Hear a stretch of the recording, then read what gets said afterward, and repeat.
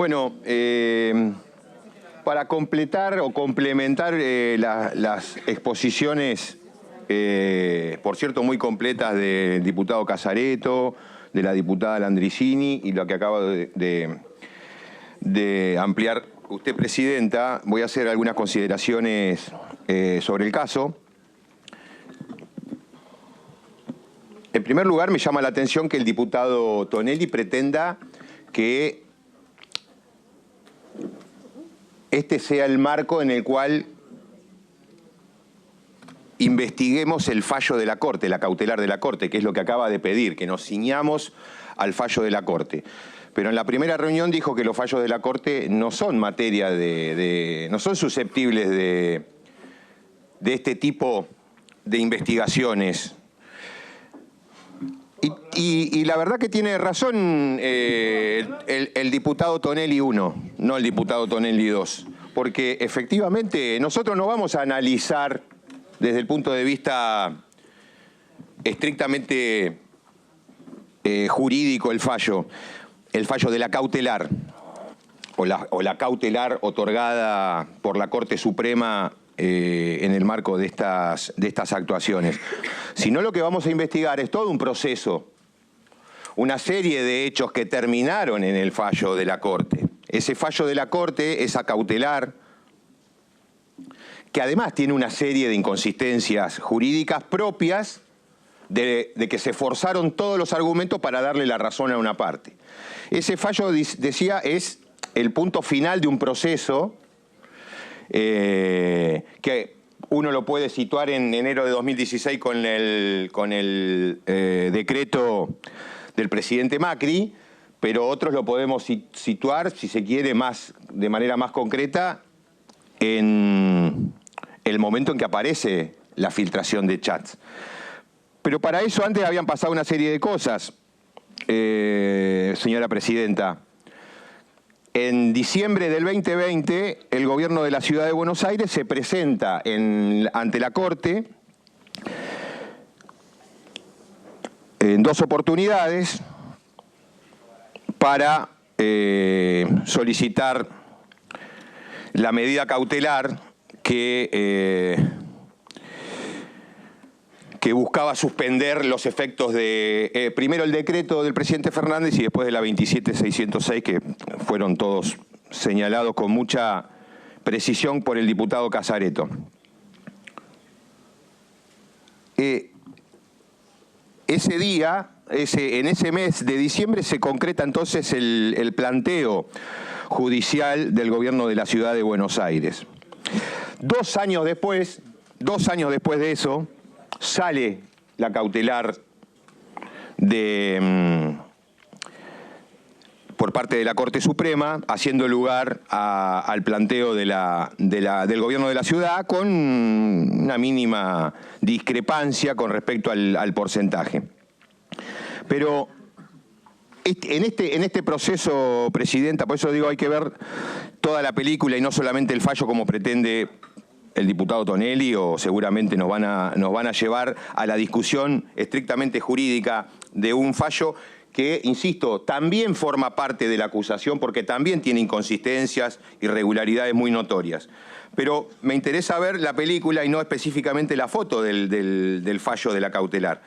Y esta película, señora Presidenta, indica que la hipótesis principal que nosotros tenemos que investigar en este tema es el acuerdo y la complicidad, o si se quiere, la connivencia entre la Corte Suprema y un sector político que en este caso conduce el gobierno de la Ciudad de Buenos Aires. En el marco de estos asuntos llevados a consideración de la Corte, se produjo este acuerdo espurio entre la Corte y el gobierno de la ciudad, o si se quiere, el sector político, porque me parece que es un poco más amplio que exclusivamente el gobierno de la ciudad.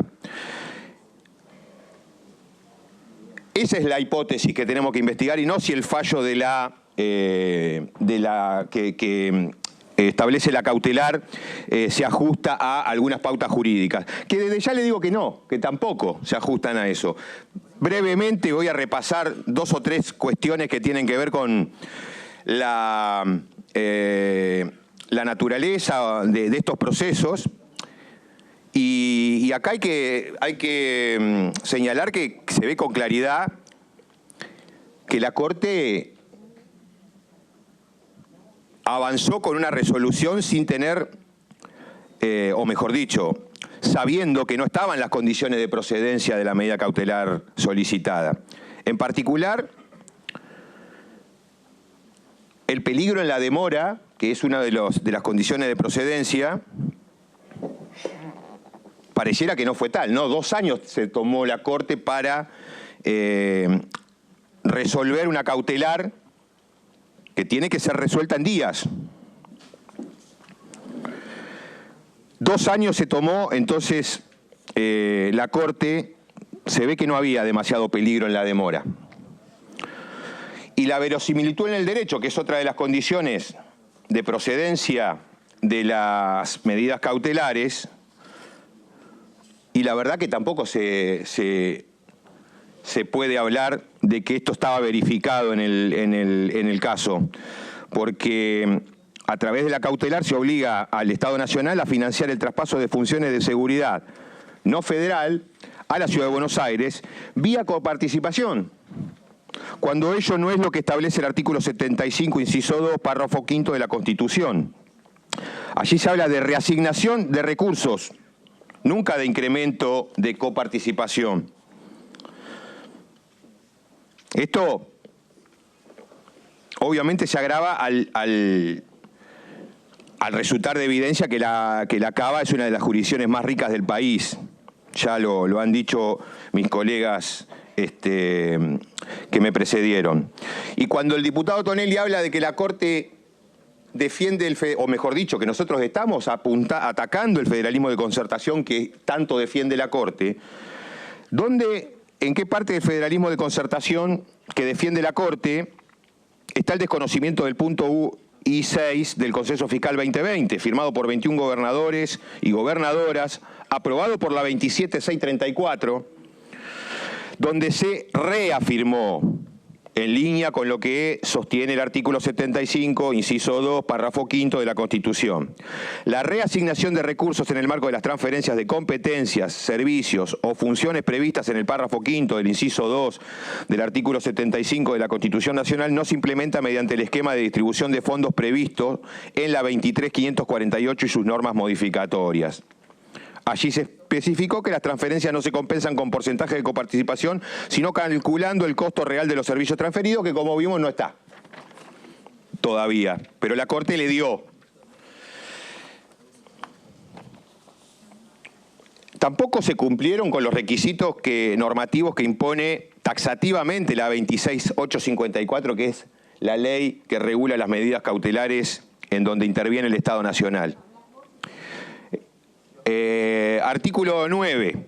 Los jueces no podrán dictar ninguna medida cautelar que afecte, obstaculice, comprometa, distraiga de su destino o de cualquier forma perturbe los bienes o recursos propios del Estado. Y el 10.1, el 10 inciso 1 de esa ley dice: las medidas cautelares dictadas contra el Estado Nacional o sus entidades descentralizadas tendrán eficacia práctica una vez que el solicitante otorgue caución real o personal por las costas y daños y perjuicios que la medida pudiera ocasionar. La verdad que va de suyo que acá no, en esta sentencia de la Corte, en esta cautelar, no aparecen ninguno de estos requisitos exigidos por la ley de cautelares.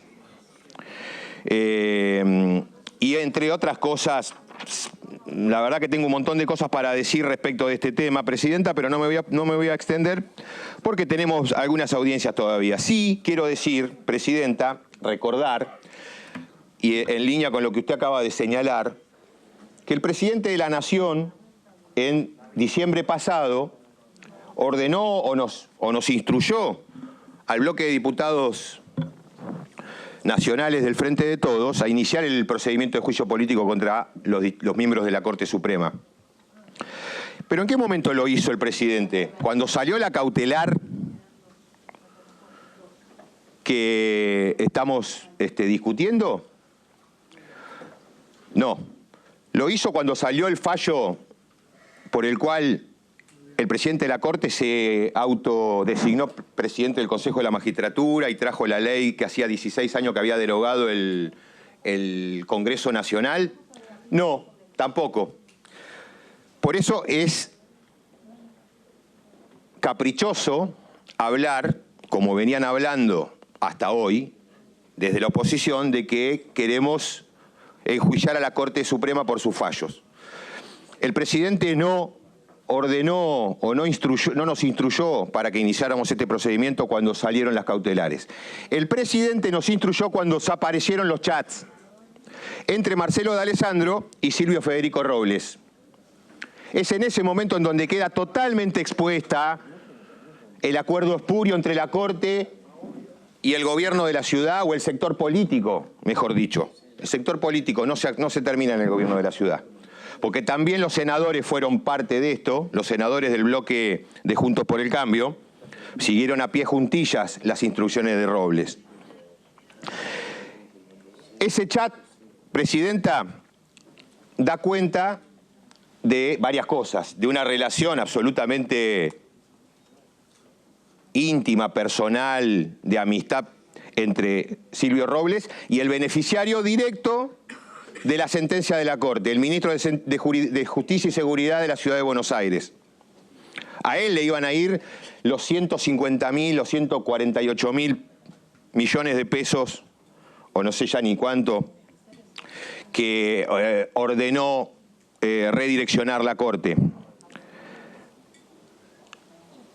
Ese chat da cuenta, entre otras cosas, de esa relación y también de que la Corte le daba instrucciones a este sector político con el cual tenía este acuerdo espurio para manejarse en los ámbitos políticos, parlamentarios, comunicacionales y judiciales. Ahora, ese chat también viene a ratificar la potencia de un hecho que acá fue tomado muy en sorna por el diputado López, sobre todo, que tiene que ver con la fiestita de cumpleaños del 15 de agosto del 2022 en el Four Seasons.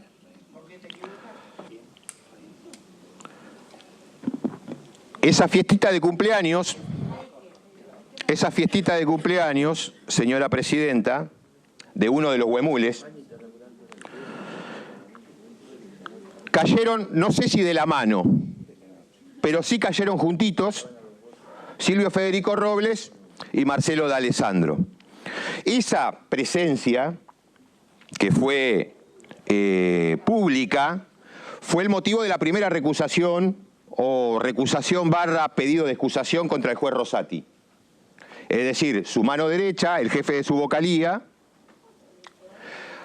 íntimo amigo de la persona que estaba esperando la sentencia de la Corte, a la que iba a recibir directamente los fondos que la Corte iba a asignarle. Esa recusación / pedido de excusación fue rechazado, Presidenta, el 8 de noviembre del 2022.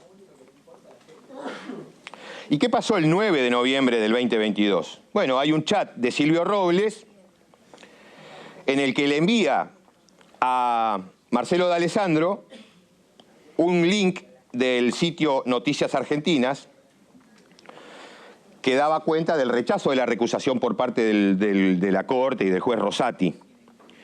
Y le manda todos sabemos, acá ha quedado muy claro en todos estos meses a qué se dedica Robles. A hacer sentencias no, se dedica a operarlas, antes y después, y fundamentalmente operarlas en los medios de comunicación. En este caso, le mandó el link en exclusiva, porque yo estuve mirando, no hubo absolutamente ningún medio que tomara conocimiento el día 8, el día que se firmó el rechazo de la recusación, y fue el único. Entonces le manda Silvio Federico Robles a Marcelo D'Alessandro el 9 de noviembre, es decir, a la mañana siguiente del fallo. Le manda el link y le dice, espero que haga sacar el fallo Robles. Obvio, dice D'Alessandro, No le dijo líder, raro. Tiene muchos líderes, D'Alessandro.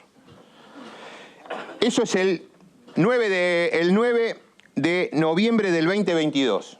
Para el que tiene teorías conspirativas de que esto son todos unos inventos, estos chats son todos unos inventos, cosa que ya no comparte ni el propio D'Alessandro, el que mucho menos lo comparte es Horacio Rodríguez Larreta, que lo echó por chorro y corrupto.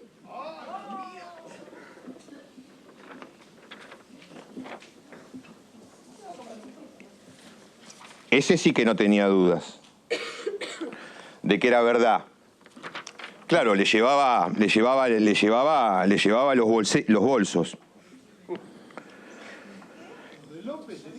Los de Juan Manuel López no. No sé, hasta ahora no conozco ningún bolso de Juan Manuel López.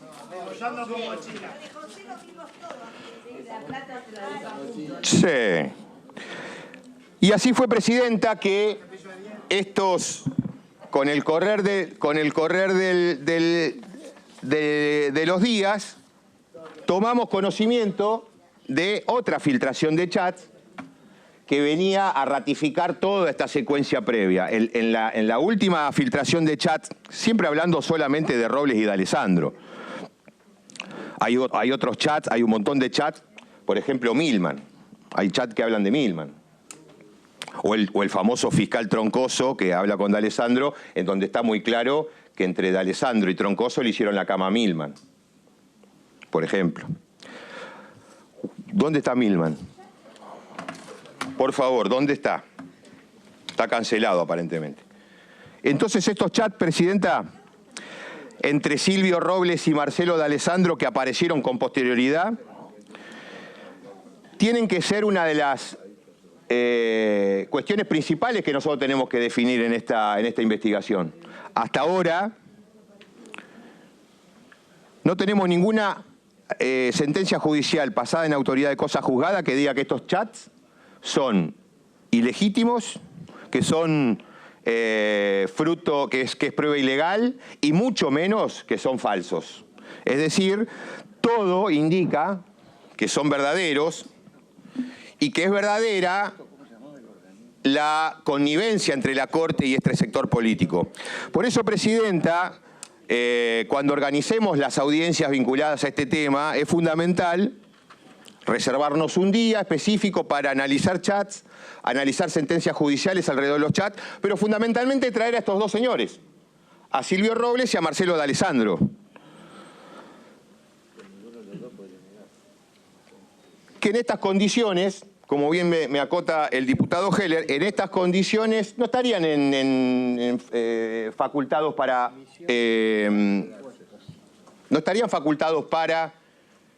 hacer la gran tonón.